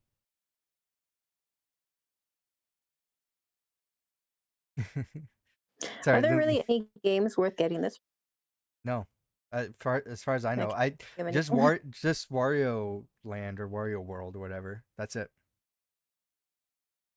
Hmm, As far as I've heard I'm the looking up 3D right now how many games were made for the virtual thank you. there's console. 3D Tetris where you're like playing Tetris in like a top-down view, so it's really weird, and you're filling the like a cube 22. full of Tetris pieces, and Um, from what I've heard, the that cube is constantly moving, so you get uh, severe motion sickness after a while. yeah, that sounds very Yeah, overstimulating. yeah. No, thank Yeah. you. There have been 22 official Virtual Boy games in its history. Like you What? said, Yeah, Tetris, yeah, pinball, golf, some first-person horror game for Japan, blah blah yeah, blah, Mario Clash, Mario Tennis, some yeah. bowling. There we go. Panic Bomber, Red Alarm, Gundam, I uh, think Space most Invaders. yeah, I think most of them are available on the Switch Online subscription, but I think the ones that are not are probably licensed games that they could not get. Um, so yeah, you're gonna get a majority of like what's available. From what I understand, the only game worth playing anything on this thing with is the Wario game. So, which I don't know. I don't know if that's entirely worth it. Just play the one game. Are you sure you don't want Mm, to spend $100 for one game? I do not. I don't want to spend $100 on GTA 6, but that's gonna happen. And don't Nintendo. worry, I won't buy it with you. I I probably am gonna buy it, but we'll see. Um, I'll someone will drag me. They'll probably pay for half. Like, well, whatever works. Okay, so from Polygon, Nintendo tells Pokemon Card Shop to change its name after a robbery. Have you guys seen this story? I no. did. It popped up in my recommended like articles to read. My first, like, it makes me think of two things. One, did you really think it was a good idea to straight up just be like, I know exactly what will make us the best money possible? What if we robbed a Poke Store? Yeah, And then they're also called the Nintendo Poke being Court. that, So yeah, the story is after the New York City Pokemon card store, the Poke Court was robbed at gunpoint of more than $100,000 in merchandise. Nintendo has asked the store to change its name. On Instagram, the shop, formerly known as the Poke Court, announced it had rebranded as the Trainer Court, along with a refreshed logo. In the captions, the owner shared that Nintendo reached out to us with concerns about our name and logo. This means we're evolving. The same team that the same ridiculous hit rate and soon even greater things coming your way. I don't know if it shows the original. They straight up a I was like, what's Pokeball. Their a Pokeball was their logo. Like, it's not showing it here, but they had a Pokeball in their logo and they were called the Poke Court. so, so as soon as they Mm, were like robbed and there was attention to the story, Nintendo's like, "Oh no, they're using our IP. Like just I will say, yeah, I was very confused when I got the notification for this article because yeah. I thought, who thought it would be a good idea to rob a official Nintendo like store? I actually thought it Yeah. was just straight See, up a that's the Nintendo reason store. why. That's the reason why they reached I out. will say, it wasn't until you read the article to me that I went, Oh "Oh, they're not Nintendo." I no. immediately went, I kind of have to okay that. Like, out of the timing of it is ridiculous, though. Yeah. I will say, out of all this, that is ridiculous. Well, But this they is only one of the because few. they didn't know about them. They got robbed, and there was a Yeah. big story, and they're like, "Oh no, we can't allow this." But can you imagine They're that like, same wait a week minute. being like, guys, the local Pokemon store that we go to and hang out, guys, it got robbed by like at gunpoint. Everyone's like, oh my God, that's crazy. And then you come back to it 2 days later and it's like a brand new store. And they're like, Yeah. oh, did you get robbed? Yeah, Nintendo robbed us of the The name. license. Of our Yeah. name. And then the big news here, the reason why I wanted to bring it up, Nintendo, is they announced. I think it was on Mhm. Friday. Yeah, or yeah. What does it say? What does it say tomorrow? Or no, wait, no, it doesn't. No, sorry, 26. Never mind, man. It's okay. I've been having a day. I Um, could tell. It's yeah, okay. We all have I think days. we all have days. Yeah, and today is one of those. So on Friday, I believe it was, they announced that Pokemon Fire Red and Pokemon Leaf Green are coming to the Switch. I think the Switch and Switch 2, right? Does the Switch? Yeah, Switch plays GBA games, I think. So there's some caveats here. A lot of people have been asking, hey, where are the Pokemon games? Why aren't they on Nintendo Switch Online? Why isn't that the purpose of adding Game Boy games to Nintendo Switch Online? What other Game Boy games do you play other than Pokemon games? That's what a Game Boy is for, right?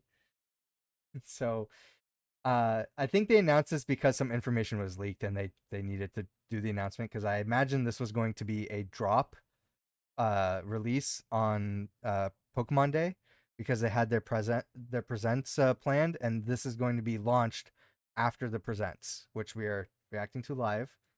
Unless this podcast goes up later, then it's already available. You can watch on our YouTube channel. So I think that's the reason why they announced this. So basically, the games are being released, Switch and Switch 2, individual releases. They're not part of Nintendo Switch Online. So they're individual purchases, $20 each. It's showing 30 here because it shows Canadian. I'm on the Canadian page. So the $20 each. They're not a bundle or anything. You have to purchase them separately. You can battle and trade other people locally with the game. No online features, so you can't do that online with anybody. So it's basically a straight up port of not even a port, it's just emulating the games on Switch and Switch 2. So a lot of people have a lot of feelings about this, and I understand all the sides. I'm just interested to see what you guys think about this. You could see my waves of excitement and my woes as we go because you're Yeah. like, it's announced. I'm like, yes, and then before you know, you say like $20 to $30 each, and like, so Oh. I mean, it's Nintendo. Like, I don't know what I expect. Like, this is definitely something for people like me who are like, I miss the old days.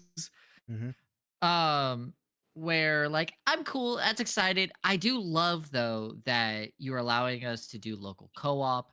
I do really wish we could do online. I would love to like challenge my friends across the states to be like, I'm gonna, mess you up with some Yeah, I was gonna play stupid this old with Court fashioned online, like but we can't do metronome. that. Yeah. Yeah. And it sucks on that. Like, Yeah. but I don't know. It feels both like it's something exciting and something I'm excited for, but I also feel like they went, what about this kind of Mm-hmm. thing at the same time. But Mhm. I'm excited. I just also wish. Here's the thing. I'm greedy. I want my cake and eat it too. I would love for Yeah. that. I wish they just had it online. Just added that online Yeah. just for like, even if it was nothing special and it was just like, hey, you could do random Pokemon battles online. Cool. Awesome. You allow me to challenge my friends? Awesome. That's all I need. What do you think, Lumi? I don't know. I don't know. I wasn't really too much of a fan of Fire Red and Leaf Green, so it doesn't really matter much to me. Also, no plans for any of the other games they said. So this is just to celebrate the 30 years of Pokemon.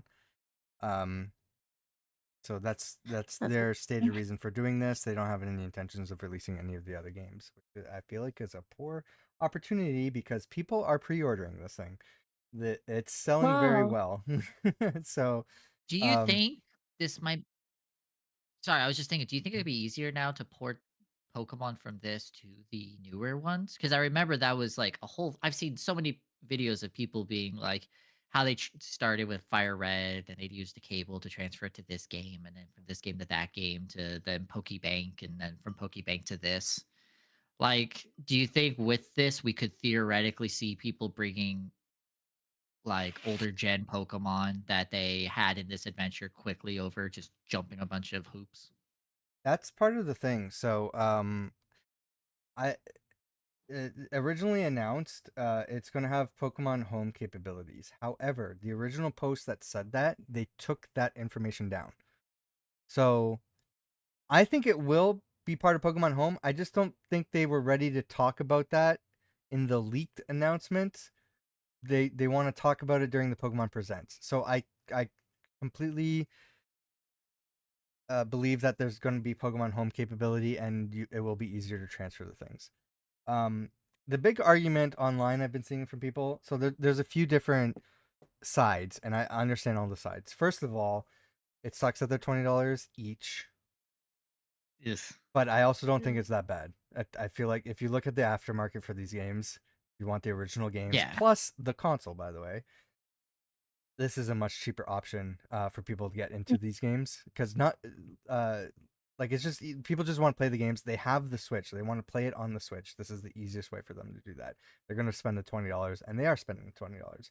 This was absolutely the correct decision from the Pokemon Company. I want to say I think this was a Pokemon Company decision. I don't think this was a Nintendo decision. I think Nintendo would have probably wanted these games on Nintendo Switch Online, but the Pokemon said, "Hey, we want to make money," and they're releasing them separately. So, that's I my feelings on it.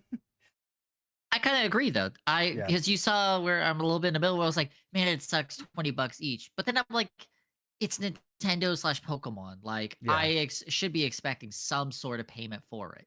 I think yeah. $20 is a fair price.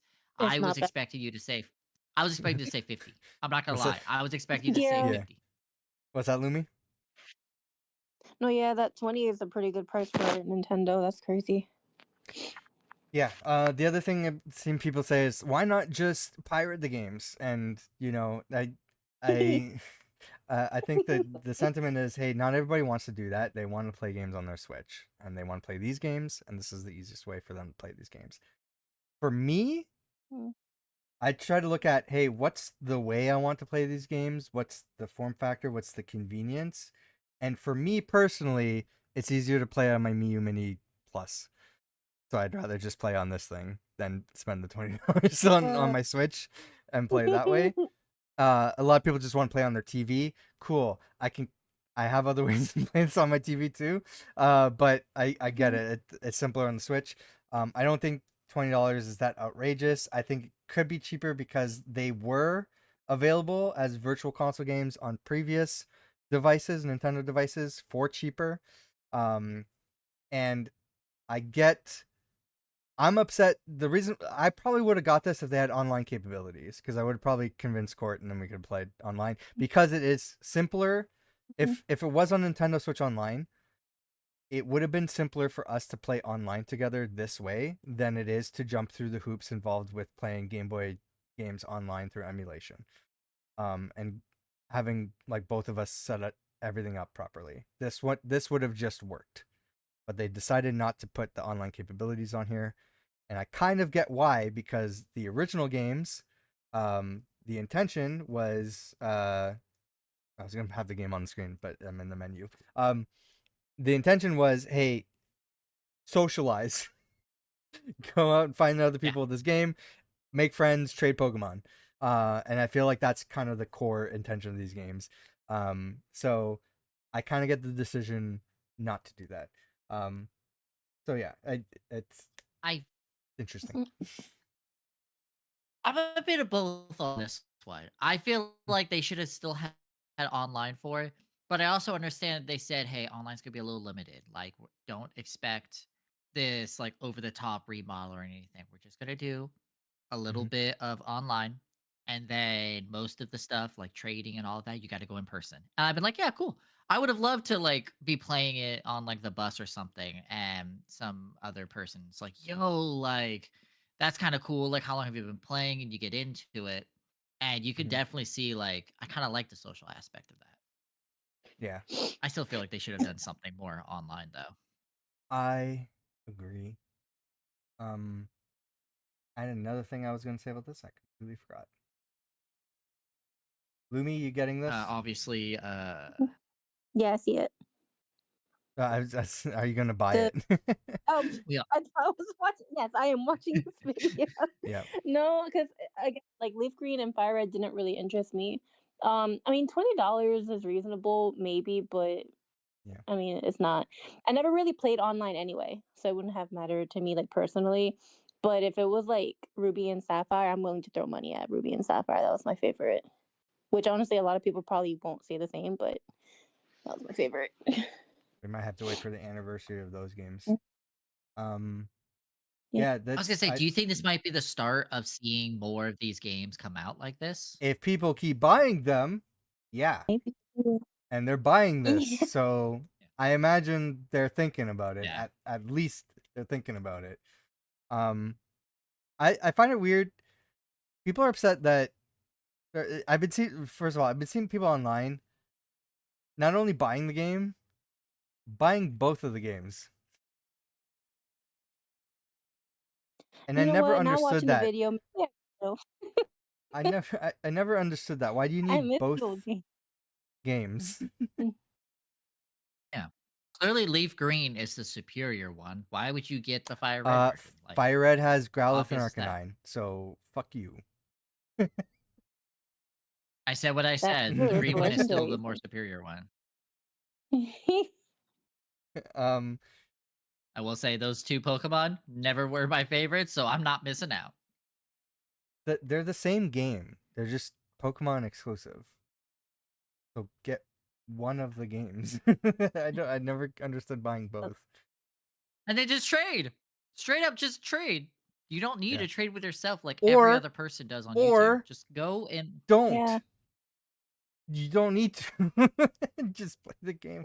We're just that's what I'm saying. Play the game, and if you care so Yeah, much, find a friend, get someone to be like, sure. hey, like I mean, I bet there's Reddits of local areas that Yeah. are Pokemon related, like Pokemon in LA County or whatever, and be Yeah. like, hey, I really want a Growlithe, like I will trade whatever for it, or thing. You meet up, you trade, boom, done. You go home, like. Might get stabbed, mm, but just like piracy, it's yeah. a But risk you, you got to yeah, take. you get what I mean, though. It's Reddit. Well, okay, Yeah, it's Reddit. valid. Like, clearly, you can maybe get a digital disease Yeah. because you look at the wrong like subreddit or whatever it's called.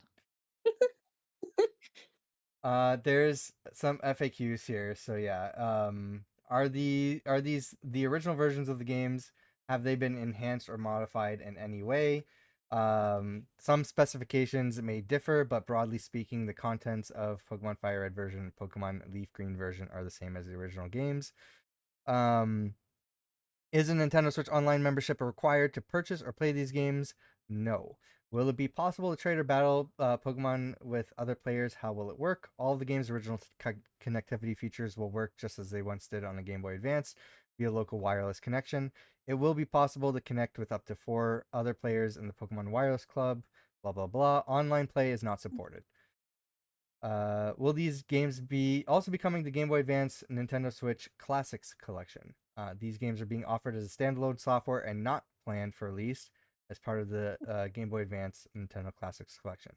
Why are you handling these classic games differently? In celebration of 30 years of Pokemon, we thought it would be fun to return to the ultimate versions of the original Pokemon Adventures in Kanto region with these special releases. I beg to differ. They are not releasing Pokemon Yellow. If these titles are meant to celebrate 30 years of Pokemon, why aren't you releasing the original Pokemon Blue version and Pokemon Red version of the games that launched 30 years ago? We thought users will appreciate the ultimate versions of the original ventures, which add various features and upgrades to the contents of Pokemon Red version and Blue version. I disagree. We cannot use a glitch to I get Mew. I jokes aside though, I would have been more upset if they said we got the original and it's like Yeah, me the too. pure Who OG. asked And I'd for be like, all the No, I agree. broken I agree. BS stuff Yeah. that's in there, Yeah. I would have been so upset. No, I agree. This was the right Who call. was This was asking the that? yeah. Will you add the original Pokemon Red version and Pokemon Blue version or other Pokemon games to the Nintendo Classics collections available with Nintendo Switch Online? They go on to list, here are the Pokemon games that are available. Pokemon Trading Card Game, Pokemon Mystery Dungeon, Red Rescue Team, Pokemon Puzzle League, Pokemon Snap, Pokemon Stadium, Stadium 2. And then they answer the question, we have nothing to announce regarding any other potential titles. Yeah, what about other classic games beyond Pokemon titles? We remain focused on offering classic games to Nintendo Switch Online, Nintendo Switch Online Plus expansion pack.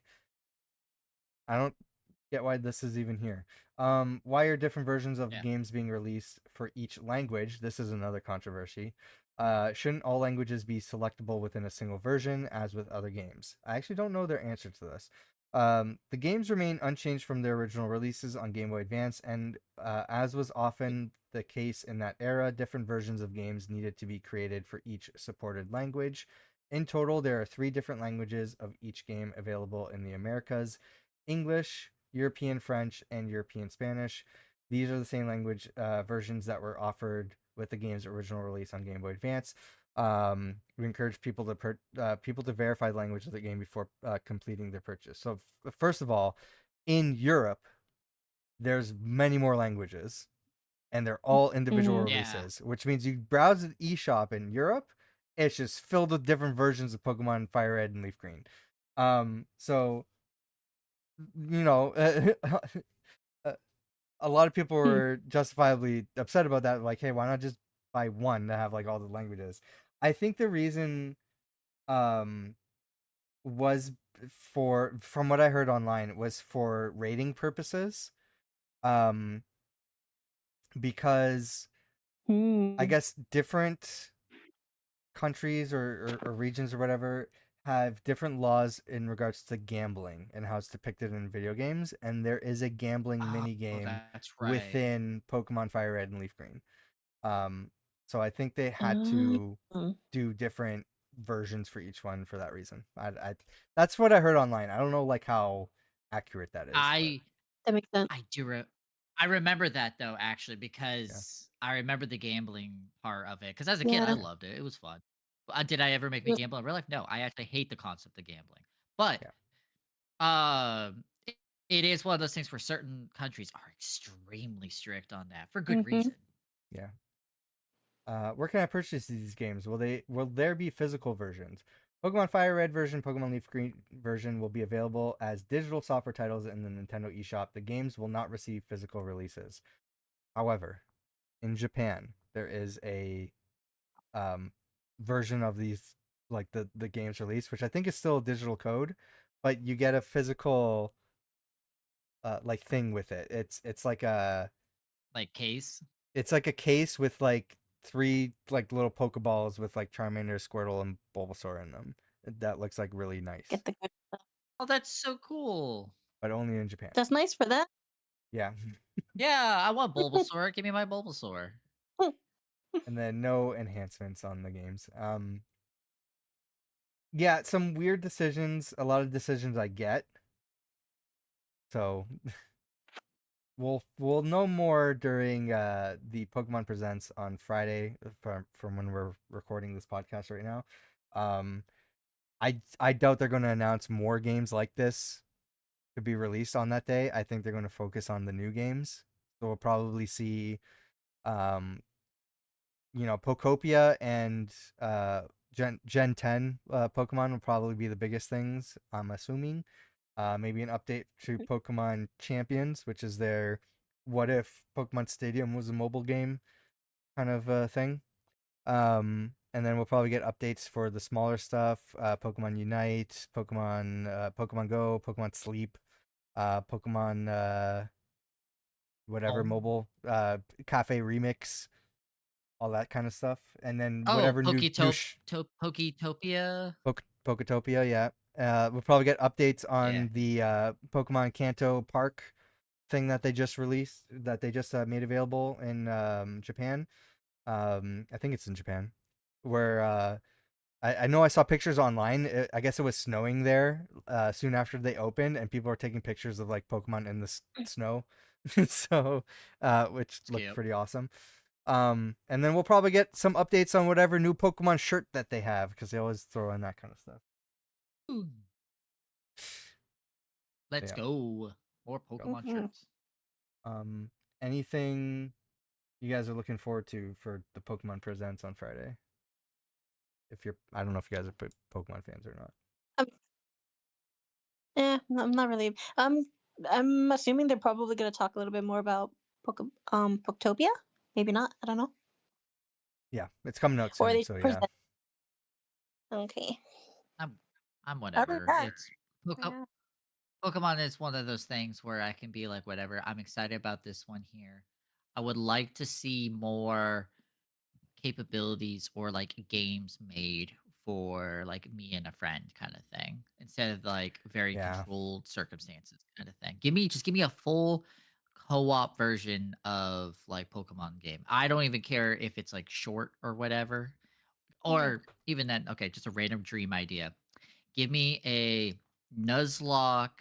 Mm-hmm. What was it? Hold on, Nuzlocke.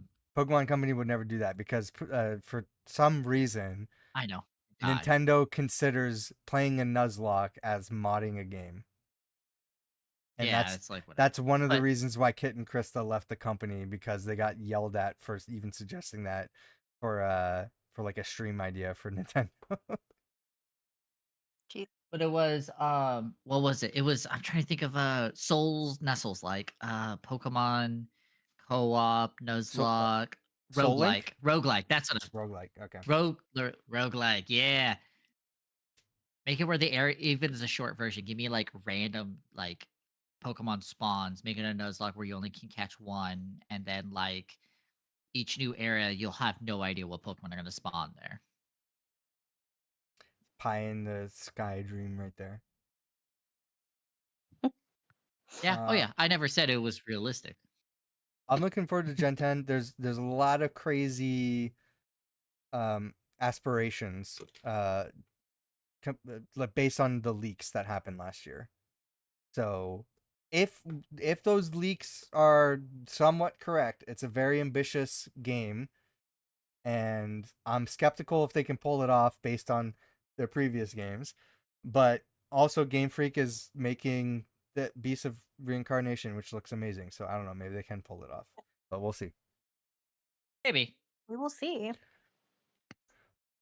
This podcast is too long, guys. You guys want to end it there? Or is there anything else you guys want to talk about? Hey man, like I said, I'm good for as long as possible. Lou, So we we're gotta done. take We're your done. call. Yeah, I might have to. I mean, you guys can keep going, but I have to go because I got work in the morning. I also have work. I'm gonna end it there. I'll keep So do I. I'll keep these stories saved. We'll try to do another one early March if we can. But that's it for us. I gotta go back to playing Pokemon hold on. All my buttons are messed up. I gotta go back to playing Animal Crossing New Leaf on my Nintendo 3DS. Thanks for joining me, Icy Arrow and Lumi. Thanks for having me. We'll see you. It was at the nice. It Pokemon was Presents. fun. And no arguments this time.